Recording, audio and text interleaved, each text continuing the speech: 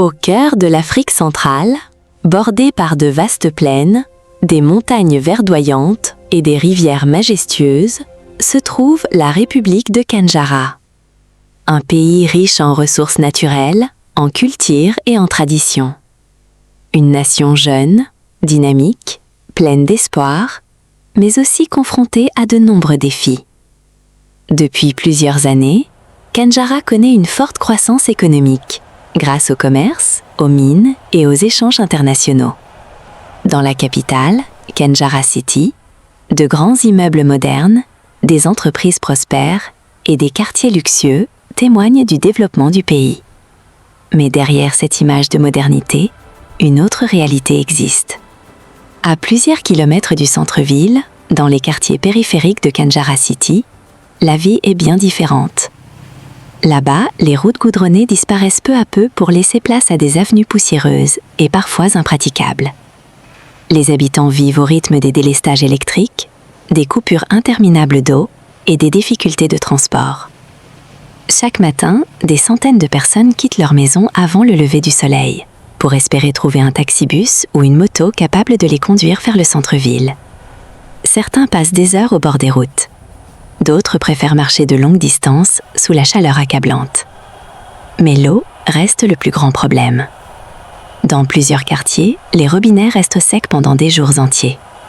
Les familles sont alors contraintes de traverser plusieurs avenues avec des bidons jaunes pour aller puiser de l'eau dans des quartiers voisins. Ces déplacements provoquent souvent des tensions entre communautés. Les disputes autour des bornes fontaines sont devenues fréquentes.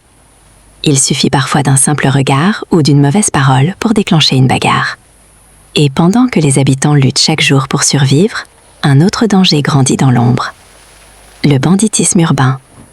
Dans les périphéries de Kandjara City, certains jeunes, abandonnés par la pauvreté, le chômage et la violence sociale, finissent par rejoindre des groupes criminels qui contrôlent les quartiers comme de véritables armées de rue. À l'est de la ville, régnait un gang redouté, Kanda Yazamba. Un groupe puissant, organisé et extrêmement violent, dirigé par un homme connu sous le nom de Likofi. Grand, charismatique et sans aucune pitié, Likofi imposait sa loi dans toute la partie est de Kandjara City. Les commerçants devaient payer pour être protégés, les habitants vivaient dans la peur permanente de ces hommes. Pour beaucoup de jeunes du quartier, Likofi était devenu une sorte de légende vivante. Certains le voyaient comme un protecteur, d'autres comme un monstre, mais tous avaient peur de lui. De l'autre côté de la ville, à l'ouest, un autre groupe domine les rues, Fantôme ya Kandjara. Ce gang rival était dirigé par un homme mystérieux surnommé Mwanarwa. Contrairement à Likofi, Mwanarwa parlait rarement en public. Mais ces hommes étaient connus pour leur brutalité et leurs attaques éclairs contre leurs ennemis. Depuis plusieurs années, les deux gangs se livraient une guerre silencieuse pour le contrôle des périphéries de Kandjara City. Chaque groupe connaissait parfaitement les frontières de son territoire. Traverser dans le camp adverse sans autorisation était considéré comme une provocation grave. Et chaque fois que des membres des deux camps se retrouvaient face à face, cela se terminait dans le sang. Des bagarres violentes éclataient régulièrement dans les marchés, les ruelles et même devant les écoles. Des innocents étaient souvent blessés au milieu des affrontements. Des familles entières vivaient dans la peur des représailles. C'est dans cette atmosphère lourde de tensions que commence aujourd'hui notre histoire.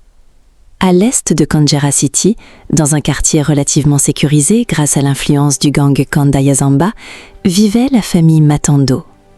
Monsieur Alfred Matando était un homme respecté dans le monde des affaires. Directeur général d'une importante compagnie d'import-export de Kandjara City, il faisait partie de cette classe aisée qui avait réussi à prospérer malgré les difficultés du pays. Son épouse, Madiane Matando, était connue pour son élégance et sa discrétion. Ensemble, ils avaient construit une vie confortable loin des souffrances que connaissaient plusieurs familles de la périphérie. Leur fils unique, Eric Matando, âgé de 17 ans, fréquentait une école privée réputée du centre-ville. Intelligent, calme et ambitieux, Eric rêvait un jour de devenir ingénieur informatique et de quitter Kandjara pour poursuivre ses études à l'étranger. Mais malgré tous les efforts de ses parents pour le protéger, Eric restait exposé à la réalité dangereuse de son quartier. Autour de lui, plusieurs jeunes de son âge avaient déjà abandonné les études pour rejoindre Kanda Yazamba. Certains étaient attirés par l'argent facile, d'autres cherchaient simplement à survivre ou à gagner le respect dans les rues. Chaque soir, Madeleine Matando priait pour que son fils ne soit jamais entraîné dans cette spirale de violence. Pendant ce temps, de l'autre côté de Kanjara City, à l'ouest de la capitale, vivait la famille Kongolo. Nestor Kongolo travaillait dur pour nourrir sa famille malgré les difficultés économiques. Sa femme, Janine Kongolo, passait ses journées à chercher de l'eau, cuisiner et tenter de maintenir un peu de paix dans leur foyer. Leur unique fille, Nina Kongolo, âgée de 16 ans, était une jeune fille brillante et respectueuse. Malgré les coupures d'électricité qui l'empêchaient souvent d'étudier la nuit, malgré la pauvreté et les violences du quartier, Nina gardait l'espoir d'un avenir meilleur. Mais vivre à l'ouest signifiait vivre sous l'influence du gang fantôme à Kanjara. Les coups de feu au milieu de la nuit, les bagarres dans les avenues et les représailles entre gangs faisaient partie du quotidien. Nina avait grandi en apprenant quelle rue éviter et à quelle heure rentrer à la maison pour ne pas croiser les hommes de Moinarwa. Pourtant, malgré leurs différences sociales, Eric Matando et Nina Kongolo partageaient le même rêve, celui d'échapper un jour à cette ville divisée par la peur et la violence. Mais aucun d'eux ne savait encore que le destin allait bientôt les réunir et que cette rencontre allait bouleverser non seulement leur vie, mais aussi l'équilibre fragile entre Kandaya Zamba et Fantomi à Kanjara. Bienvenue dans une nouvelle histoire des chroniques de Noko David.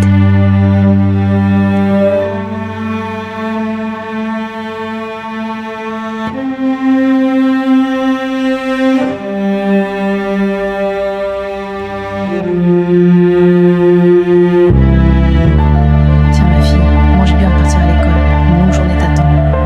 Merci maman. Aujourd'hui encore, il faudra arriver tôt au bureau. Avec tous les dossiers qui s'accumulent à la fonction publique, ce n'est pas facile. Le plus important, c'est que Dieu continue de vous donner la force. Papa, il faut aussi que je te parle de quelque chose. Qu'est-ce qu'il y a, ma fille? Hier, l'école a encore rappelé que les élèves qui n'auront pas terminé la dernière tranche de Minerval ne seront pas admis aux examens de fin d'année. Et la date limite approche bientôt. Nous savons que ce n'est pas facile en ce moment. Nina, écoute-moi bien. Je sais combien tes études sont importantes. Je vais tout faire pour trouver cet argent. Même si je dois multiplier les démarches, tu passeras tes examens. Merci papa. Tu es une fille intelligente et courageuse. Tes études sont ton avenir. Je ne veux pas que tu abandonnes.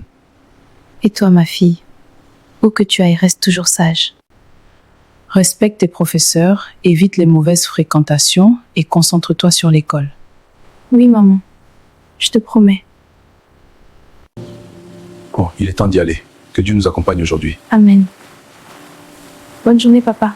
Bonne journée, ma fille. Travaille bien à l'école. Papa, maman, les examens de fin d'année approchent à l'école. Je me prépare sérieusement parce que je prends des cours supplémentaires à la bibliothèque de l'école. C'est une très bonne chose Eric. Continue comme ça. C'est bien d'avoir cette ambition. Ces cours supplémentaires avec certains professeurs m'aident beaucoup en mathématiques et en sciences. Le travail et la discipline donnent toujours de bons résultats. Tu sais, dans mon magasin aussi, les choses avancent bien. Les clients viennent nombreux ces derniers jours et les ventes augmentent. De mon côté aussi, les activités évoluent bien. Le bateau transportant les conteneurs en provenance de Hong Kong devrait accoster dans 2 ou 3 jours si tout se passe sans problème en mer. C'est une livraison importante? Très importante. Les marchandises sont attendues par plusieurs partenaires commerciaux. Toute l'équipe suit cela de près. Papa, un jour j'aimerais devenir un grand ingénieur en réseau informatique. Alors commence déjà par réussir brillamment tes examens. Oui, je réussirai. Et surtout, n'oubliez jamais que la famille reste notre plus grande force. Je vous promets de faire de mon mieux.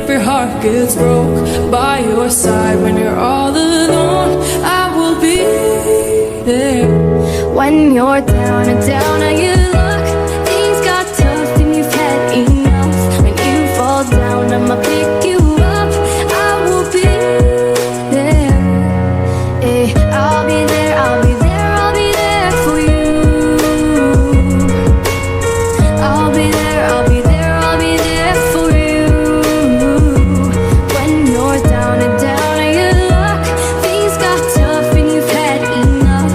Whoa, I'll be there, I'll be there, I'll be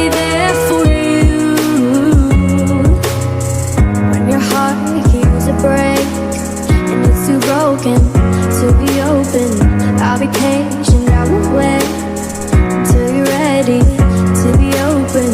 Everybody needs somebody. Yeah, you got me.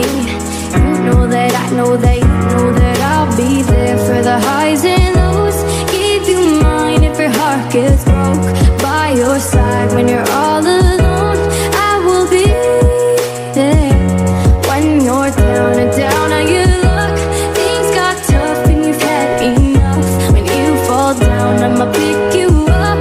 I will be there.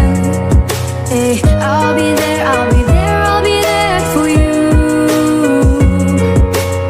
I'll be there, I'll be there, I'll be there for you. When you're down and down. Bonjour chers élèves, aujourd'hui notre cours de rédaction porte sur le thème « L'importance des études dans la vie d'un enfant ». Une bonne rédaction doit toujours avoir une introduction, un développement et une conclusion. Donc, comme vous pouvez le voir, l'introduction est la clé pour captiver votre audience. Assurez-vous qu'elle soit claire et concise. Dans l'introduction, vous présentez brièvement le sujet. Ensuite, dans le développement, vous expliquez vos idées avec des exemples. Enfin, la conclusion résume votre pensée principale. Nina, peux-tu nous donner un exemple d'idée pour le développement ? Oui, professeur. Les études permettent aux enfants de préparer leur avenir et d'avoir un bon travail plus tard. Très bonne réponse, Nina. Avant de terminer le cours, je vous rappelle que les examens sont prévus dans 1 mois. Vous devez déjà commencer les révisions. Et je précise également que seuls les élèves en ordre avec le Minerval pourront participer aux examens de fin d'année.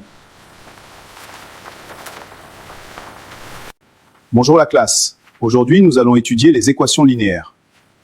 Une équation linéaire est une opération mathématique qui contient une inconnue, souvent représentée par la lettre x. Pour résoudre cette équation, nous devons isoler x. D'abord, nous soustrayons 5 des deux côtés, puis nous divisions par 2.